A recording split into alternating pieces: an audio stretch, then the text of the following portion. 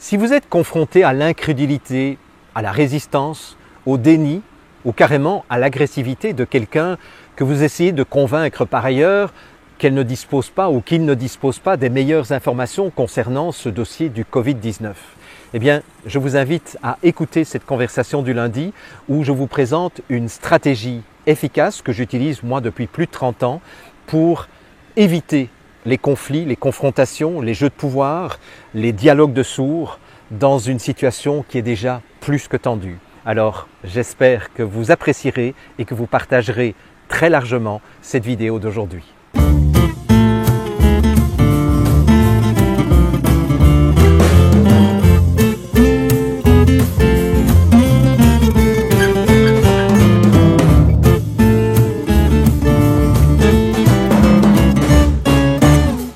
Bonjour et bienvenue dans cette nouvelle conversation du lundi, la conversation numéro 39 du 25 mai 2020.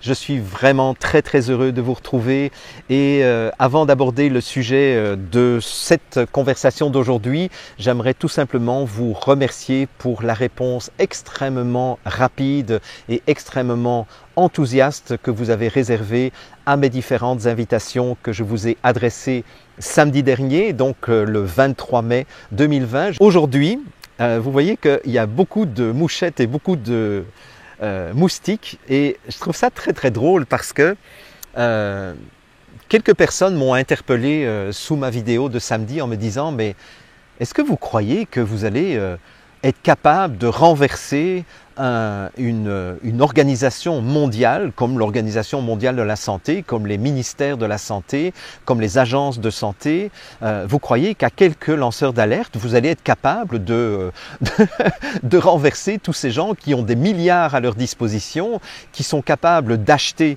le discours de la plupart des journalistes des médias mainstream, qui sont même capables aussi d'acheter des centaines ou des milliers de blogueurs qui apparaissent comme des jeunes citoyens qui font leur devoir de citoyens en s'informant sur ces histoires de coronavirus alors qu'en réalité ils sont payés, et ça maintenant on en a la preuve, ils sont payés par l'OMS ou ils sont payés par les ministères, les différents ministères de la santé. Est-ce que vous croyez qu'à quelques-uns vous allez être capable de renverser la vapeur? Et à cela non seulement je répondrai oui, je le pense, parce que je pense que la vérité est toujours plus forte que les mensonges. Vous savez,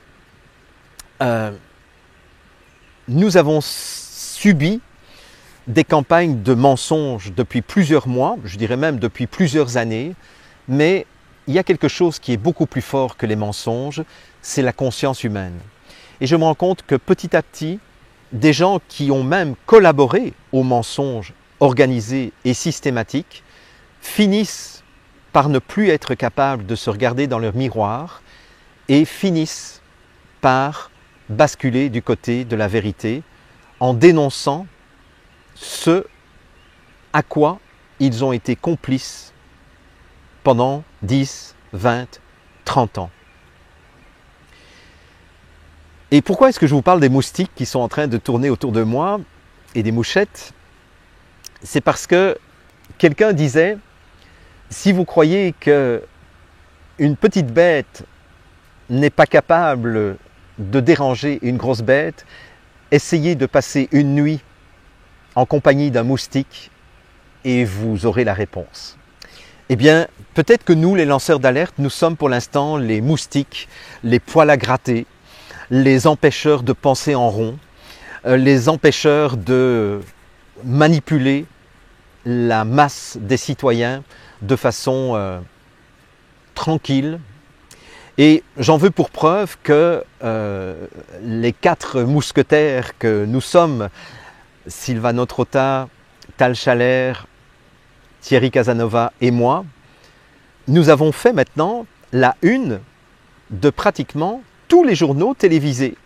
On a fait la une du journal de Radio-Canada, nous avons fait la une du 20h de France 2, j'ai appris que nous venons de faire la une du journal de 20h de TF1, nous avons fait la une du journal de la RTBF le 19h ou le 19h30, nous avons fait la une de la radio suisse romande, c'est-à-dire qu'en fait, tous les journaux mainstream aux heures de grande écoute, parlent de nous. Écoutez, c'est vraiment génial. Si nous étions aussi peu dangereux pour leurs mensonges systématiques, vous pensez qu'ils prendraient la peine d'essayer de nous démolir au niveau de notre réputation, au niveau de notre image, au niveau des fake news que nous diffusons à longueur de semaine et en plus bénévolement? Est-ce que vous pensez vraiment qu'ils s'occuperaient de nous s'ils pensaient que nous n'avions aucun pouvoir sur la population?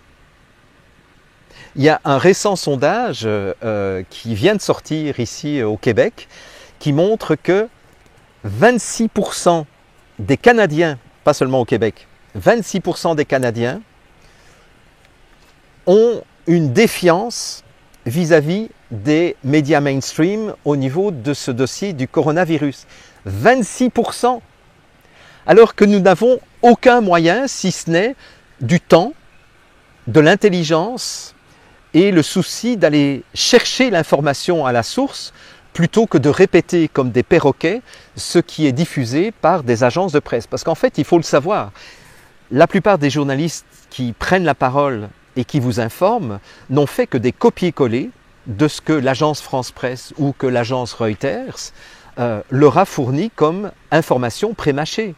Mais quand on regarde qui finance les agences France Presse de ce monde, les agences Reuters ou d'autres agences, on se rend compte que, de nouveau, ce sont ces milliardaires qui possèdent par ailleurs des intérêts dans les grosses compagnies pharmaceutiques, les fabricants de vaccins, etc., etc. Bien. Alors moi, je trouve ça génial qu'avec nos petits moyens, pour l'instant, 26% des gens ne croient plus au discours officiel des gouvernements. C'est génial. C'est génial.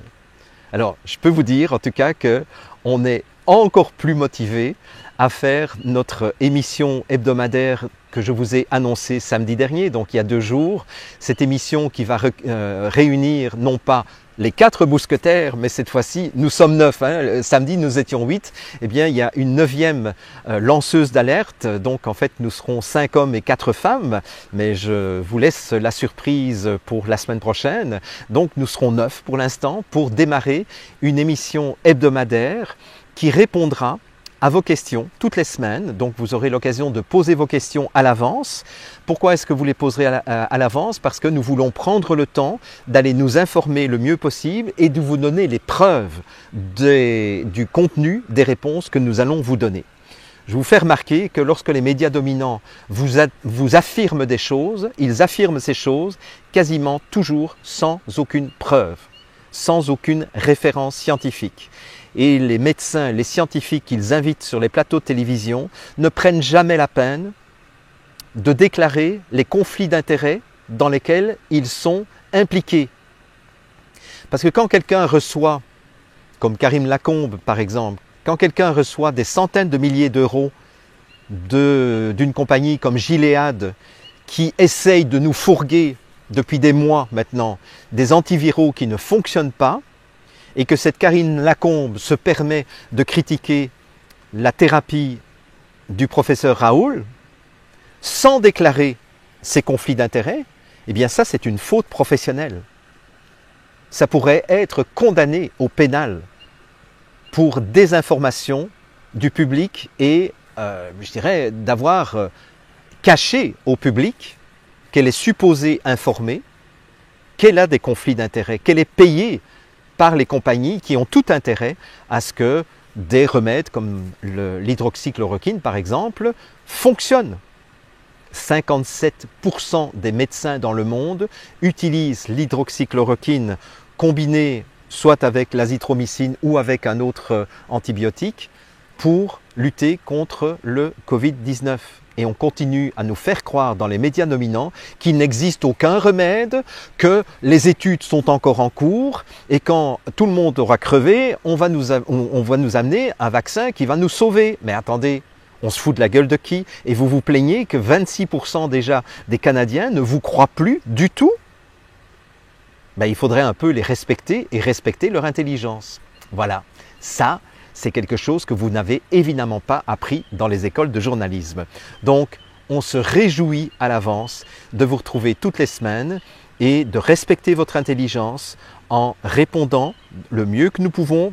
Ça ne veut pas dire qu'on ne pourrait pas se tromper à certains moments, mais en tout cas, nous n'avons aucun conflit d'intérêt. Nous ne sommes pas payés ni par l'OMS, ni par les agences de santé nationales pour faire ce travail. Nous le faisons parce que nous voulons simplement vivre dans un monde qui ne sera pas un monde totalitaire où, sous prétexte d'une pseudo-menace pandémique, on nous fasse accepter des mesures coercitives et liberticides permanentes, avec un traçage permanent sur le plan numérique, avec une capacité de nous suivre et de suivre toutes nos fréquentations en permanence grâce à des technologies dont je n'ai plus besoin de prononcer le nom, mais vous savez de quoi je parle.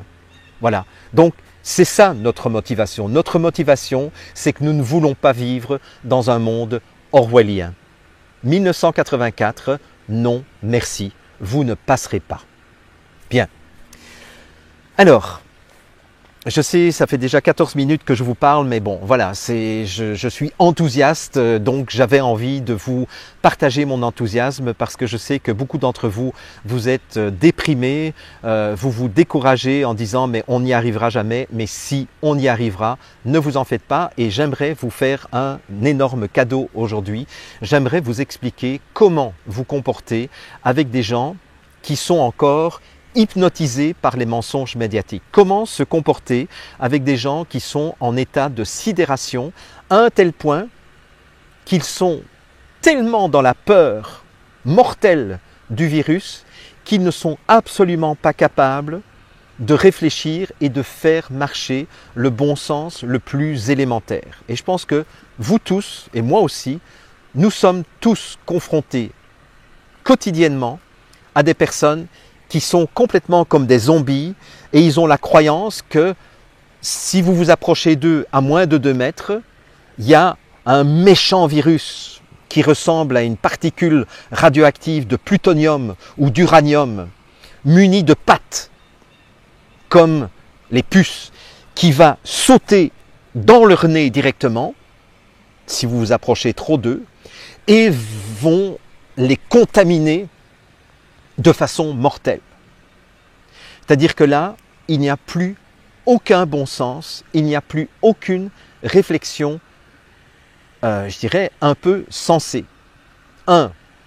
Si vous fermez la bouche, même si vous vous approchez à 10 cm de la personne, il n'y a pas de virus qui va sauter d'une épaule à l'autre. Comment est-ce que ça se passerait? Si vous ne touchez pas la personne et si vous fermez votre bouche, comment un virus pourrait se propager? On nous raconte, mais ça, c'est même pas prouvé, que le virus se propage à travers des gouttelettes ou par contact. Ok, donc, si je m'approche de quelqu'un et que je ferme ma bouche et que je ne touche pas la personne, pourquoi est-ce que la personne sursauterait parce que je m'approche de moins de 2 mètres? Mais attendez là, est-ce que vous vous rendez compte de cela? On a vu quand même l'exemple d'un jeune garçon dernièrement qui aurait été en contact avec 230 personnes. Ces 230 personnes ont été retracées, ont été testées et les 230 personnes sont négatives alors que lui était positif.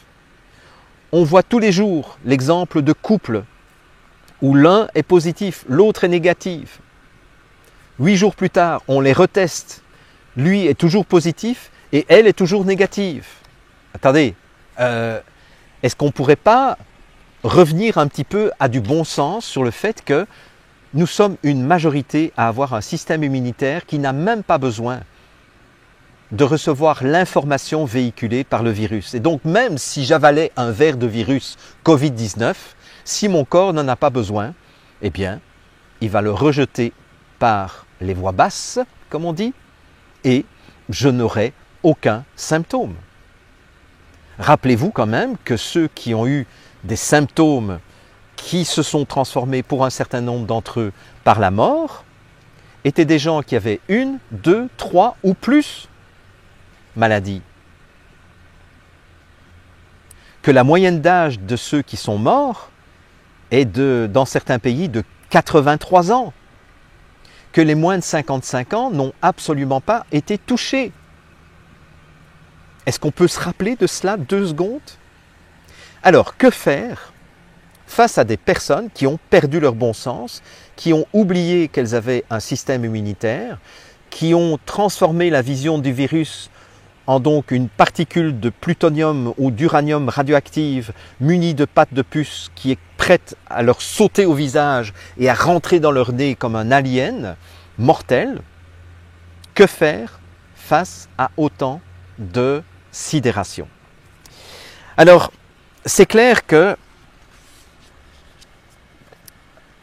on pourrait d'abord se demander comment ça se fait qu'il y a autant de résistance. Vous vous en êtes aperçu vous-même quand vous commencez à essayer de tenir un discours rationnel vis-à-vis de ces personnes vont mettre en place des stratégies de défense et des stratégies de protection qui sont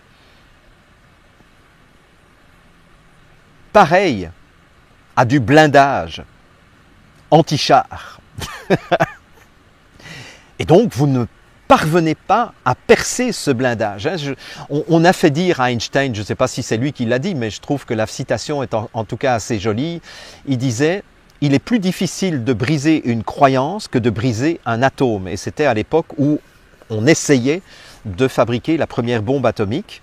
Et à l'époque, c'était extrêmement difficile sur le plan scientifique parce qu'un atome, c'est quelque chose d'extrêmement petit. Et donc, imaginez qu'on puisse briser un objet extrêmement petit alors que les forces intranucléaires sont extrêmement grandes. La preuve, c'est que quand on brise un atome, ça dégage une énergie gigantesque, ce qui provoque d'ailleurs la réaction en chaîne que l'on connaît, où quelques grammes finalement de matériel radioactif peut provoquer des explosions comme à Hiroshima ou Nagasaki. Et donc Einstein disait, ou en tout cas on lui fait dire, que c'était plus difficile de briser une croyance que de briser un atome. Et il y a une autre citation dont je ne me souviens plus de qui l'a dite, mais de nouveau celle-là aussi elle est très intéressante. Cette citation disait « Il est beaucoup plus difficile de convaincre quelqu'un qu'il a été dupé et manipulé que de manipuler et de duper cette personne. » Moi, je trouve ça génial, parce que c'est exactement cela. C'est beaucoup plus difficile de convaincre quelqu'un qu'il a été trompé pendant des années par le gouvernement, par la communauté scientifique, par l'Organisation mondiale de la santé, par les médias. Donc il est beaucoup plus difficile de convaincre une personne qu'elle a été trompée et dupée pendant des années que de duper et tromper cette personne. Et je pense que c'est ça qui se passe. Donc, qu'est-ce qu'on peut faire pour aider ces personnes à sortir de leur sidération, à sortir de leur hypnotisme? Parce que c'est véritablement ça qui se passe pour l'instant. On est en train de nous faire adopter des choses qui n'ont aucune allure. Et pourtant, la majorité de la population a adhéré, comme un seul homme, à des mesures liberticides, à des mesures qui sont contraires à la santé et des mesures qui sont en train de tuer des millions de commerces, des millions d'entreprises, qui ont tué des dizaines de millions d'emplois. Mais il n'y a toujours aucune résistance, ou très peu de résistance, dans la majorité. Alors d'où viennent ces résistances? Mais je dirais que la première résistance, j'en avais déjà parlé dans une conversation du lundi, dont vous voyez l'image à l'instant dans l'écran, c'est nous avons appris la soumission à l'autorité. Donc ça, c'est déjà un des premiers facteurs auxquels on se bute lorsqu'on essaye de convaincre quelqu'un qu'il a été ou elle a été trompé par les médias, par les gouvernements, par l'OMS. C'est la soumission à l'autorité. Si c'est le Premier ministre qui le dit, si c'est le président de la République, si c'est le roi, si c'est la reine qui le dit, ben c'est que ça doit être vrai. Parce qu'on nous a appris dès le plus jeune âge à nous soumettre à l'autorité. Deuxième obstacle auquel vous vous heurtez, quand vous essayez de convaincre quelqu'un que, bon, attends, là, tu n'as pas compris qu'il y a une machination qui est en train de nous ôter notre droit de travailler, notre droit de circuler, notre droit de nous soigner comme nous l'entendons. Eh bien, ce deuxième obstacle, et ça aussi, j'en avais parlé dans une conversation du lundi, bien avant qu'on ne parle de coronavirus, c'est le conformisme social. C'est-à-dire notre difficulté à agir différemment du reste du groupe social. Et donc, si on voit que tout le monde met un masque, eh bien, je vais mettre un masque aussi pour ne pas me sentir rejeté par le reste du troupeau. C'est véritablement un réflexe grégaire, c'est un réflexe de troupeau. Donc, si la majorité pense que le virus est dangereux, même si moi j'ai des doutes sur la dangerosité du virus, parce que je suis en bonne santé, j'ai 40 ans, je ne suis pas diabétique et je ne suis pas obèse, eh bien, on ne sait jamais. Peut-être que le virus pourrait lui aussi m'attaquer, et puis, comme ça, je vais rester accepté par mes congénères. Troisième obstacle auquel vous vous butez quand vous essayez de convaincre quelqu'un, c'est la résistance au changement. C'est-à-dire, si on a toujours fait comme ça jusqu'à présent, si jusqu'à présent, on nous a raconté que depuis 150 ans, les vaccins ont sauvé des centaines de millions de vies et que c'est le plus grand progrès de la médecine, pourquoi est-ce que je devrais changer ma croyance en la toute-puissance de la vaccination? Même si on vous apporte des preuves que même des pro-vaccinaux nous disent que dans le cadre d'Ebola, du SRAS ou des différents coronavirus qui ont précédé ce coronavirus-ci, puisque ce coronavirus-ci est le 21e en circulation, donc même si je vous apporte ou si vous apportez à cette personne des preuves que les pro-vaccins disent « Écoutez, il ne faut pas attendre un vaccin contre le coronavirus », ils ont cherché au niveau d'Ebola, ils n'ont pas trouvé, ils ont cherché un vaccin contre le SRAS, ils n'ont pas trouvé, et ils ont déjà cherché des vaccins contre le coronavirus, ils n'ont pas trouvé, et cette fois-ci, ils ne trouveront pas non plus. Donc, arrêtons de privilégier la voie vaccinale, même si je suis pro-vaccin habituellement, là je peux vous dire que ça ne sert à rien d'attendre un vaccin, tournons-nous vers d'autres approches thérapeutiques pour aider les patients. Eh bien, même si vous entendez cela, eh bien, votre résistance au changement, votre volonté de rester avec vos croyances vont faire que si quelqu'un vous dit « enfin arrête, réfléchis un peu », non, il va y avoir une protection, il va y avoir une résistance et une crédulité ou une incrédulité par rapport aux arguments que vous allez apporter.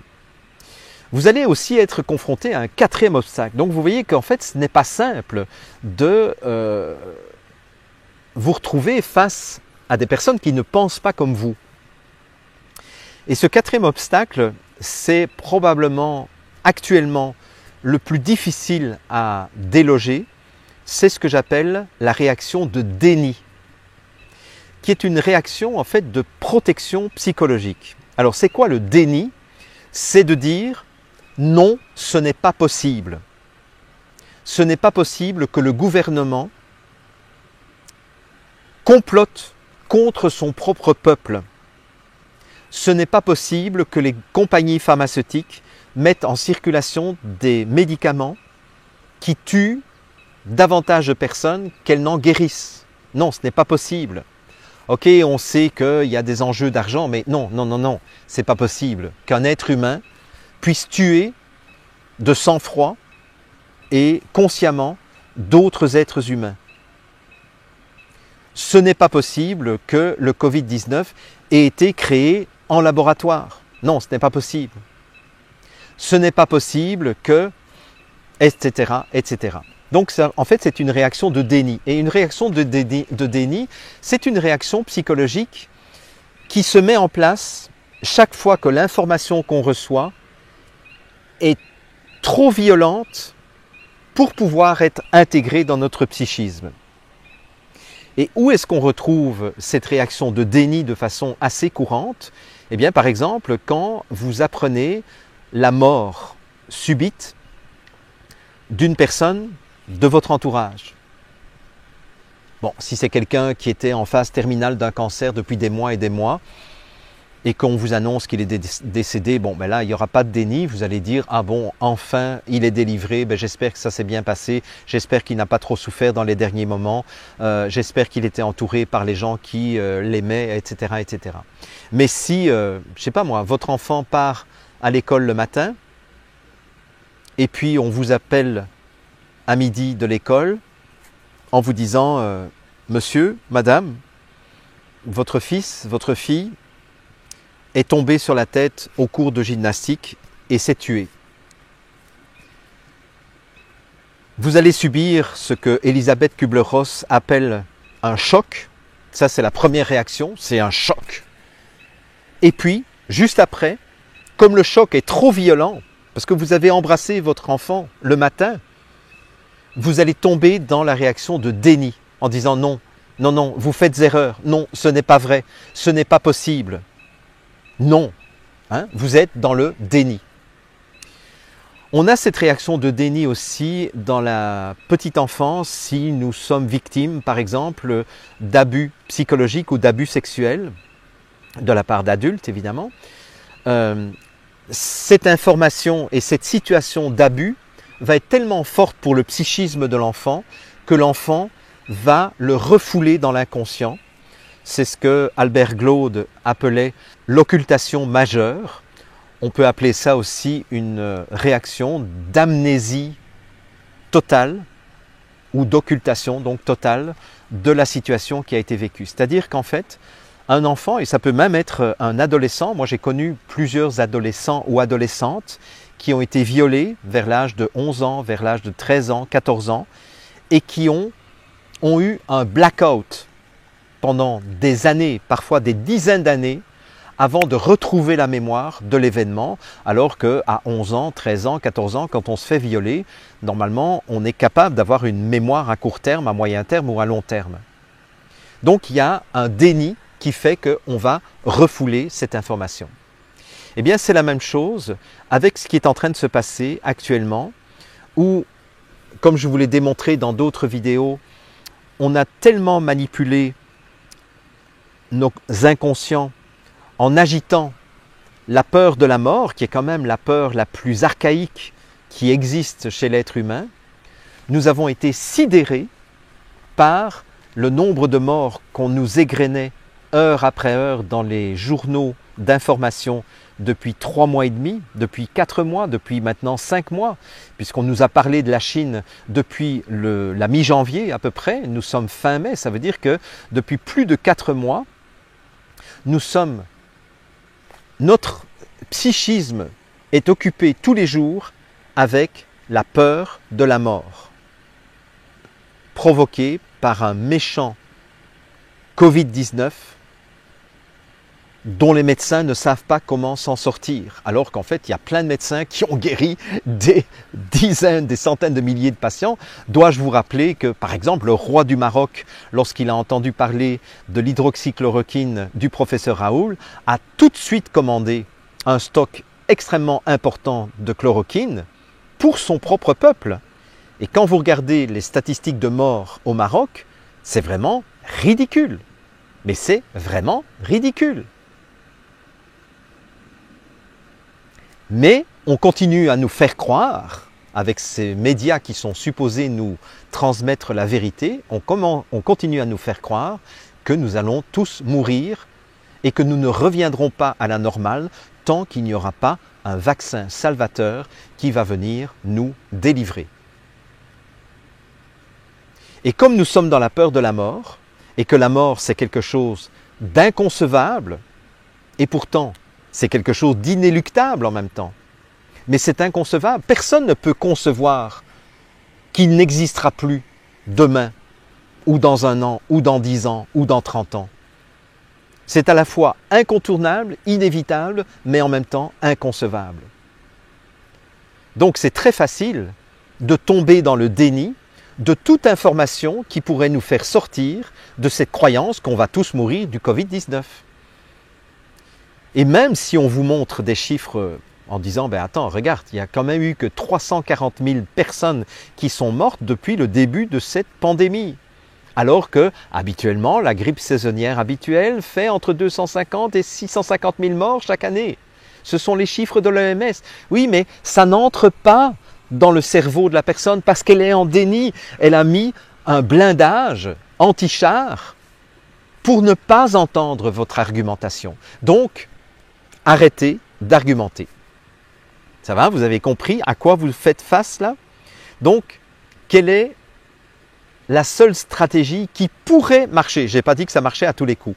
Mais quelle est la seule stratégie qui, à mon avis, pourrait marcher? Eh bien, cette stratégie, c'est de s'inspirer de ce que Socrate faisait il y a 2500 ans de cela. Socrate, le père de la philosophie occidentale, qui a été le mentor de Platon, le mentor d'Aristote aussi, avait une maman qui était sage-femme et un papa qui était sculpteur. Et d'ailleurs, Socrate a dit pendant toute sa vie qu'il perpétuait le métier de son père et de sa mère en sculptant les âmes et en permettant aux âmes d'accoucher de leur propre vérité. C'est beau, hein? Et quand on venait trouver Socrate, qui était le SDF de l'époque, le sans domicile fixe, l'itinérant de l'époque, il était en permanence sur la place publique d'Athènes et il avait pas mal de succès auprès des jeunes et auprès de toute personne qui se posait des questions. Et donc, on venait souvent trouver Socrate en lui disant « Socrate, regarde, je ne m'entends pas bien avec ma femme, qu'est-ce que je devrais faire? Qu'est-ce que tu me conseilles ?» Et Socrate ne répondait jamais. En fait, il ne disait jamais aux gens ce qu'ils devaient faire ou ce qu'ils ne devaient pas faire. Ce que Socrate faisait, c'était de renvoyer les gens à leur propre questionnement. Par exemple, ce jeune homme qui demandait à Socrate « Mais qu'est-ce que je dois faire avec ma femme? Je ne m'entends pas avec elle et puis elle ne m'obéit pas. » Bon, à l'époque, les femmes étaient supposées être soumises aux hommes. Et Socrate lui disait « Eh bien, mon ami, je te pose la question. Si tu quittes ta femme, ce sera quoi la conséquence pour toi? Et ce sera quoi la conséquence pour elle? Mais si par contre, tu décides de ne pas quitter ta femme et de l'accepter telle qu'elle est, ce serait quoi la conséquence pour toi? Et ce serait quoi la conséquence pour elle? Et puis, quels sont les autres reproches que tu as à faire à ta femme? Parce que finalement, qu'est-ce que tu lui reproches?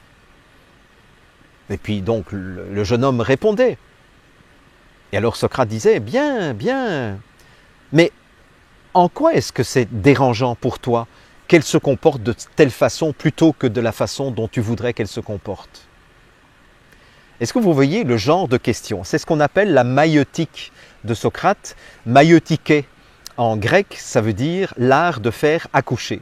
Donc la maïeutique de Socrate, donc vous avez peut-être appris un nouveau mot aujourd'hui, pour certains d'entre vous en tout cas. Je sais que c'est un mot qui est revenu à la mode depuis quelques années, mais voilà, la maïeutique de Socrate, c'est l'art de faire accoucher la personne de ses propres réponses. Eh bien, si je me base sur mes 24 ans d'expérience dans le domaine de la formation, je me suis toujours présenté comme formateur accoucheur en hommage à Socrate, parce que lorsque j'ai étudié Socrate pendant mes études de philosophie, je me suis dit, waouh, j'aimerais agir comme Socrate. J'aimerais être cette personne qui fait réfléchir d'autres personnes pour qu'elles trouvent ses propres réponses plutôt que de lui imposer mes propres solutions ou mes propres réponses. Et donc, quand je suis devenu formateur professionnel, j'ai toujours agi de telle sorte que les personnes découvrent par elles-mêmes la théorie que j'avais envie d'enseigner. Et c'est ce que je fais aussi dans mes écoles en ligne, c'est que je fais expérimenter des choses à mes étudiants et puis je leur pose des questions pour que mes étudiants, malgré le fait que c'est en ligne et que ce n'est pas en direct, pour que mes étudiants trouvent par eux-mêmes les liens entre leur propre vie et l'expérience qu'ils viennent de faire à ma demande dans une séquence de formation. Eh bien, c'est ce que je vous suggère de faire avec les personnes qui sont pour l'instant encore en sidération et hypnotisées complètement par les discours anxiogènes et mensongers des médias, des instances de santé et de l'OMS. C'est de leur poser des questions pour les faire réfléchir. Alors, faites bien attention, si vous posez des questions, un vrai accoucheur ne désire pas que la personne arrive à la conclusion qui est la sienne, évidemment. Parce qu'à ce moment-là, vous n'êtes pas accoucheur, vous êtes manipulateur. Si vous dites par exemple à quelqu'un, « Dis donc, est-ce que tu reconnais maintenant que j'avais raison en te disant que le virus avait été fabriqué dans le laboratoire de Wuhan? T'as entendu ce que Montagnier disait l'autre jour et un autre prix Nobel aussi ?» Ça, évidemment, ce n'est pas une question accouchante, c'est une question où vous essayez de forcer la main à la personne à qui vous vous adressez. Et bien entendu, là, vous allez avoir le même processus de résistance que celui que je vous ai décrit jusqu'à présent. Donc ça doit vraiment être une question ouverte, du style « Tiens, quelles sont les recherches que tu as faites par rapport au conflit d'intérêts des conseillers scientifiques d'Emmanuel Macron ou d'Horacio Arruda ou de Maggie Debloc, etc. etc. Tiens, qu'est-ce que tu as fait comme recherche? D'où tiens-tu tes informations? Et puis vous attendez la réponse. Ça pourrait être aussi, tiens, les instances de santé t'ont demandé de porter un masque, alors que pendant le confinement, le port du masque était interdit. Comment est-ce que tu comprends cela? Qu'est-ce que ça te... Quelle logique est-ce que tu vois dans cette recommandation qui nous est faite maintenant qu'on est en déconfinement de porter un masque en public ou dans les magasins? Alors que pendant le confinement et que le virus était le plus virulent et le plus actif, on nous interdisait de porter des masques. On nous interdisait même d'acheter des masques. C'est quoi la logique d'après toi? Vous pouvez aussi poser une question du style « Ce serait quoi la conséquence pour toi de porter un masque toute la journée? Qu'est-ce que tu respires lorsque tu respires à travers un masque? Et quelle pourrait être la conséquence, d'après toi, quelle pourrait être la conséquence de respirer du CO2 à longueur de journée? Conséquences sur tes organes, conséquences sur l'oxygénation de ton sang, la conséquence sur ton système immunitaire. Qu'est-ce que tu comprends à travers ça? Ce serait quoi les risques pour toi? Voilà, je vous ai donné un exemple. Mais donc, l'idée, si vous voulez, c'est que, et ça, on le connaît très bien dans les théories neurologiques de l'apprentissage, quand on apprend quelque chose, on va créer des nouveaux chemins neuronaux à l'intérieur de notre cerveau. Mais une fois qu'on a appris quelque chose, quelqu'un qui va essayer de contredire ce qu'on a appris, eh bien, vous allez vous mettre, enfin, en tout cas, la personne va se mettre en résistance, va se mettre en déni, et quand elle se met en résistance, elle va renforcer elle-même les autoroutes neuronales qui sont déjà présentes dans son propre cerveau. Donc la seule façon d'aider une personne à créer des nouveaux chemins neuronaux, c'est qu'elle fasse le raisonnement par elle-même et qu'elle réfléchisse par elle-même grâce aux questions accouchantes, grâce aux questions maïotiques que vous allez lui poser. Est-ce que vous me suivez là? Et quand vous faites cela, cette personne va se créer petit à petit des nouveaux chemins neuronaux. En tout cas, si je peux vous parler par expérience, c'est comme ça que j'ai réussi à faire changer des dizaines de milliers de personnes au niveau de leur stratégie comportementale dans la gestion de leurs relations, par exemple. C'est que tout à coup, elles se sont dit « mais c'est complètement stupide ce que je faisais jusqu'à présent ». Alors que si moi, en tant que formateur professionnel, je leur avais dit « mais attends, mais c'est complètement stupide la manière dont tu te comportes avec ton mari.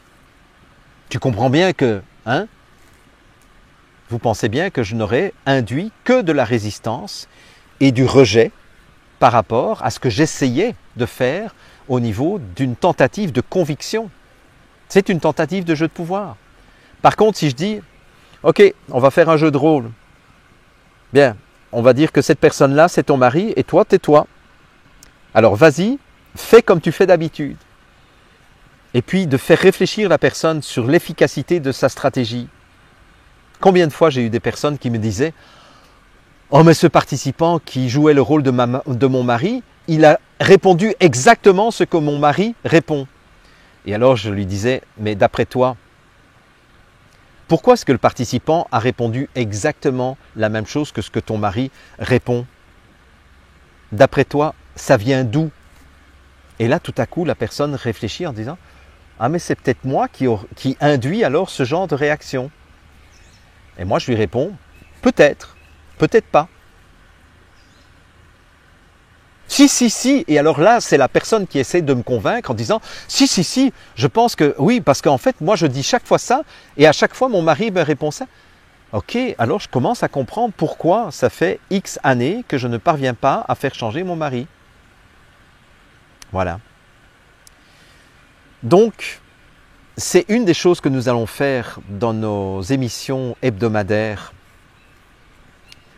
c'est que nous allons vous suggérer des questions que vous pourriez poser à votre entourage pour les faire évoluer tranquillement, sans violence, dans leur réflexion et dans leur vision de cette pseudo-pandémie de coronavirus. Et je pense que, comme cela, nous allons être capables de renverser ces mesures honteuses, criminelles, liberticides et totalement idiotes sur le plan médical et sur le plan scientifique. Il est temps qu'on mette fin à cela et je compte sur chacun et chacune d'entre vous qui avez compris que nous sommes au cœur d'un immense mensonge. Je compte vraiment sur vous pour apprendre à poser des questions accouchantes. Alors, un dernier élément, c'est que ces questions accouchantes doivent être des questions ouvertes.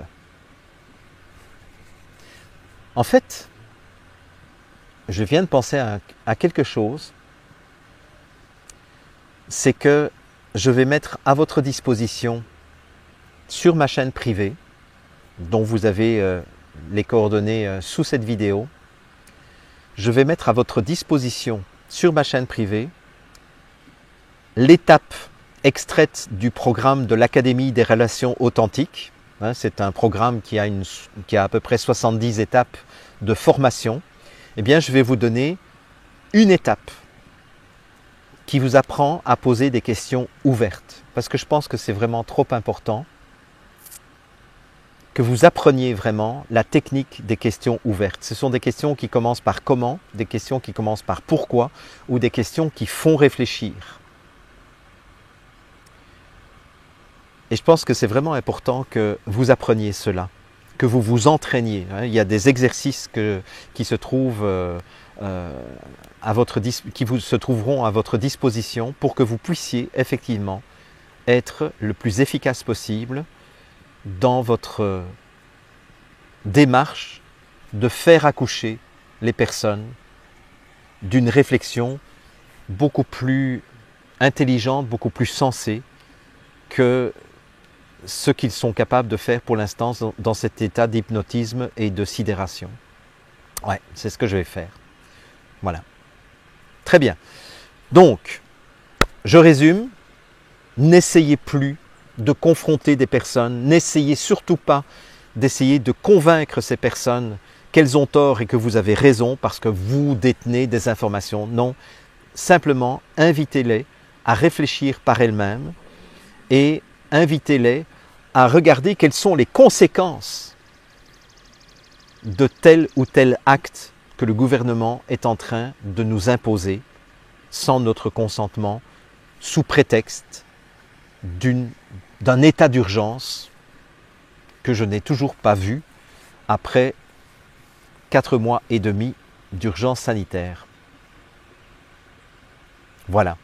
Et je pense qu'en faisant ça, si nous tous qui sommes éveillés et qui sommes sortis de notre sidération, si nous faisons chacun notre part dans notre entourage, sans aucune violence, sans chercher à convaincre, eh bien je pense qu'on fera avancer les choses dans la bonne direction, dans le sens du respect de la liberté, du respect de l'intelligence et du respect du vivant, surtout le respect du vivant.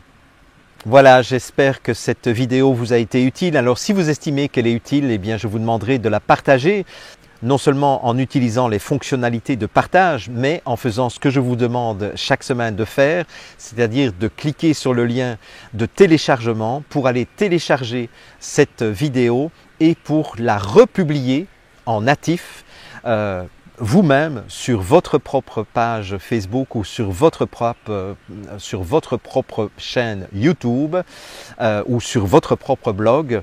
Et je vous invite également à rejoindre ma chaîne privée pour bénéficier de cette étape que je vous offre gratuitement, étape extraite du programme de l'Académie des relations authentiques. Je pense que vraiment, ça vous permettra de faire un grand pas en avant dans la maîtrise des questions accouchantes et que vous deveniez tous et toutes demain des accoucheurs comme Socrate l'était au 5e siècle avant Jésus-Christ dans la Grèce antique. Alors, je vous embrasse et on se retrouve très très bientôt dans d'autres circonstances, dans d'autres émissions du Corona Gates ou d'autres émissions d'information. J'ai énormément de choses qui sont prêtes pour cette semaine et que j'aurai le plaisir de vous partager. À très bientôt. Merci.